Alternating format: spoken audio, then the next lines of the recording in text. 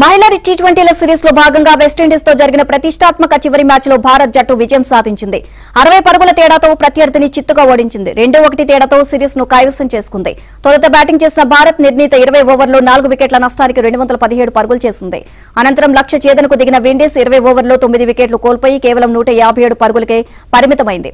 ఇక విండీస్ మహిళలు భారత్ కు ఏ దశలోనూ పోటీ ఇవ్వలేకపోయారు. రాధా యాదవ్ 4 వికెట్లు తీసి వెస్టిండీస్ ఆశలపై నీళ్లు చల్లింది. రేణుక, సుజరా, సాధు ఇక దీప్తి తలో వికెట్ తీశారు. సిరీస్ ను కైవసం చేసుకుంది. తొలుత బ్యాటింగ్ చేసిన భారత్ నిర్ణీత 20 ఓవర్లలో 4 వికెట్ల నష్టానికి 217 పరుగులు చేసింది. అనంతరం లక్ష్య ఛేదనకు దిగిన విండీస్ 20 ఓవర్లలో 9 వికెట్లు కోల్పోయి కేవలం 157 పరుగులకే పరిమితమైంది. ఇక విండీస్ మహిళలు భారత్ కు ఏ దశలోనూ పోటీ ఇవ్వలేకపోయారు. రాధా యాదవ్ 4 వికెట్లు తీసి వెస్టిండీస్ ఆశలపై నీళ్లు చల్లింది. రేణుక, సుజరా, సాధు ఇక దీప్తి తలో వికెట్ తీశారు.